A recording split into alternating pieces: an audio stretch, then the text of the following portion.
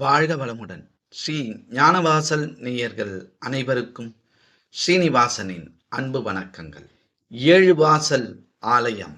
பெருமாள் வீற்றிருக்கும் வைகுண்டம் 7 வாசல்களை கொண்டது. அதை சப்தத்வாரம் என்று சொல்வார்கள்.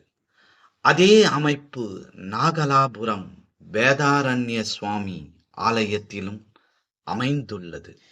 இந்த தலத்தின் கருவறைக்கு முன்பு 7 நுழைவாயில்கள் இருக்கின்றன.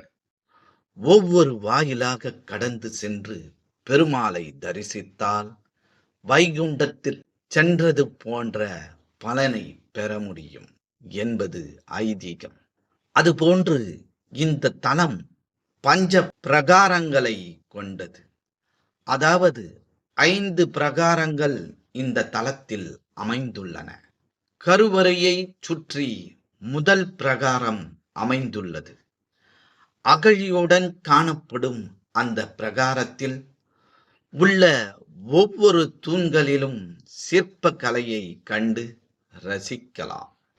விஜயநகர பேரரசின் கட்டிடக்கலை நுணுக்கங்களை அங்குள்ள ஒவ்வொரு தூண்களிலும் பக்தர்கள் பார்க்க முடியும். முதல் பிரகாரத்தை சுற்றி வரும்போது விஷ்ணு, துர்க்கை, பிரம்மா, விஸ்வசேனா ஆகியோரது உருவங்களை தரிசிக்கலாம். கருவறைக்கு நேர் பின்புறம் லட்சுமி வராக சுவாமி, வேணுகோபால சுவாமி, லட்சுமி நாராயண சுவாமி, ஐகிரிவர் ஆகிய 4 பேரின் பிரம்மாண்ட விக்கிரகங்கள் வரிசையாக இருக்கின்றன.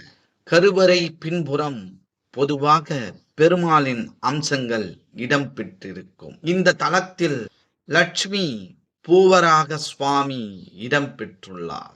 கருவறையின் அடுத்த பகுதியில் வீணா தட்சிணாமூர்த்தி, விநாயகர் ஆகியோரது விக்கிரகங்கள் அமைக்கப்பட்டுள்ளன. 2வது பிரகாரம் மிக அகன்ற வகையில் பிரம்மாண்டமாக அமைக்கப்பட்டுள்ளது. இந்த கருவறையின் ஒரு பகுதியில் பக்த ஆஞ்சநேயரும் மற்றொரு பகுதியில் வேதவல்லி தாயாரும் இருக்கிறார்கள். ராமர், லட்சுமணர், வீர ஆஞ்சநேயர் ஆகியோரையும் இந்த பிரகாரத்தில் தரிசிக்கலாம். 3வது பிரகாரம் நந்தவனம். 4வது பிரகாரம் மாட வீதியாக உள்ளது.